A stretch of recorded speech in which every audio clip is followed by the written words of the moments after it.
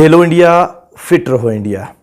Hello viewers, आज 29 अगस्त है और आज हम नेशनल स्पोर्ट्स डे मना रहे हैं। आज के दिन हम इंडिया के एक legendary hockey player major Dhyan Chand को भी याद करते हैं और हॉकी के तई और खेल कूद के तई जो उनका कंट्रीब्यूशन है, आज के दिन हम उसको भी याद करते हैं। और इंडिया के जो भी महान खिलाड़ी गुजरे हैं, आज के दिन हम उनके कंट्रीब्यूशन को भी याद करते हैं।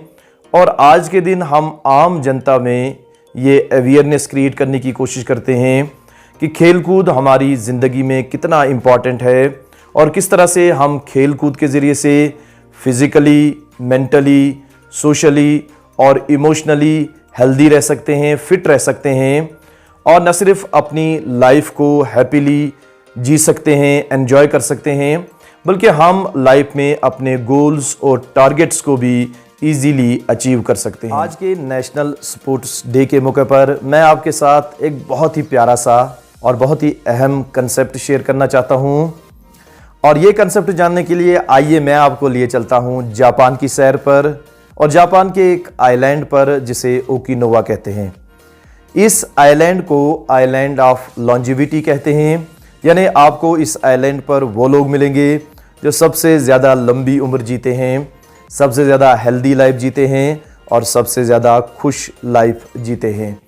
और इस आइलैंड के बारे में ये भी कहा जाता है कि people here refuse to die, लोग इस आइलैंड पर मरना नहीं चाहते हैं।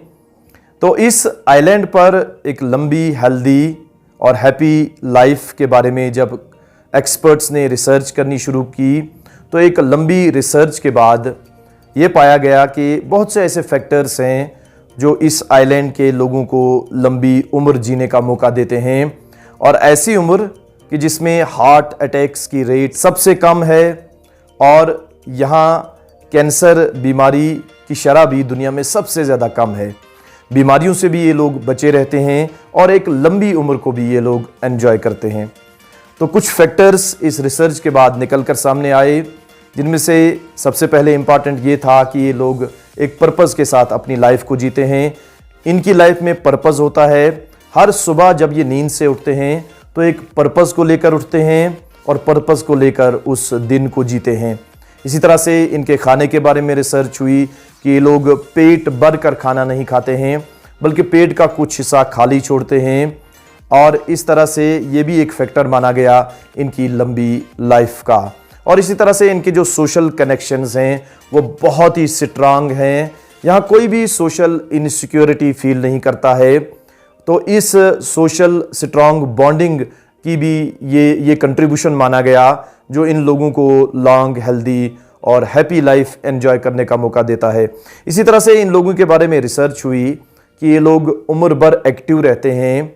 ये लोग एक्टिवली गेम्स एंड स्पोर्ट्स में हिस्सा लेते हैं, लेकिन इनका गेम्स एंड स्पोर्ट्स में हिस्सा लेना हमारे गेम्स एंड स्पोर्ट्स में हिस्सा लेने से कुछ थोड़ा डिफरेंट है। हम लोग गेम्स एंड स्पोर्ट्स में सिर्फ इसलिए हिस्सा लेते हैं कि हम जीतना चाहते हैं, लेकिन ये लोग हार को भी उसी तरह से एंजॉय करते हैं जिस तरह से ये लोग जीत को एंजॉय करते हैं। बल्कि ये हार और जीत से परे होकर फिजिकल एक्टिविटीज़ में हिस्सा लेते हैं, गेम्स एंड स्पोर्ट्स में हिस्सा लेते हैं। ये लोग ऐसे हैं कि 100 साल का कोई आदमी अगर कहीं बच्चों को खेलता हुआ देखेगा, क्रिकेट खेलता हुआ, तो ये 100 साल का आदमी उनके साथ खेलना शुरू कर देगा और उन बच्चों से कहेगा कि आप शॉट्स मारते रहें, मैं आपके लिए गेंद लाता रहूँगा। तो इस एटीट्यूड के साथ ये गेम्स एंड स्पोर्ट्स में हिस्सा लेते हैं और इस तरह से ये गेम्स एंड स्पोर्ट्स के मैक्सिमम बेनिफिट्स जो हैं वो अपने लिए हासिल करते हैं और इस तरह से ये फिट रहते हैं, हेल्दी रहते हैं और पर्पस के साथ ये अपनी लाइफ को एंजॉय करते हैं। तो ओकिनावा के लोगों का जो स्पोर्ट्स में हिस्सा लेने का एटीट्यूड है, हम भी इसमें से सीख सकते हैं कि हमें गेम्स एंड स्पोर्ट्स में बेस्ट परफॉर्मेंस देने के लिए खेलना चाहिए। लेकिन अगर हम जीत गए तब भी हमें वही खुशी होनी चाहिए जो खुशी हमें हारते हुए होती है, क्योंकि तब कोई दूसरा जीत रहा है, हमें उसकी खुशी में शामिल होना चाहिए, हमें उसको जीतता हुआ भी खुश होना चाहिए। तो ये एक बहुत ही इंपॉर्टेंट चीज़ है, बहुत ही इंपॉर्टेंट एक कंसेप्ट है जो हमें गेम्स एंड स्पोर्ट्स के हवाले से सीखना चाहिए। नहीं तो कभी कभार ऐसा भी होता है कि हम गेम्स एंड स्पोर्ट्स में हिस्सा तो लेते हैं, लेकिन इसका मेंटल टेंशन और इतना मेंटल प्रेशर हमारे ऊपर होता है कि हम इसके जो फ़ायदे हैं वो इसके नेगेटिव जो इफ़ेक्ट्स हैं वो ओवरकम कर लेते हैं और गेम्स एंड स्पोर्ट्स से हम ज़्यादा बेनिफिट्स हासिल नहीं कर पाते हैं।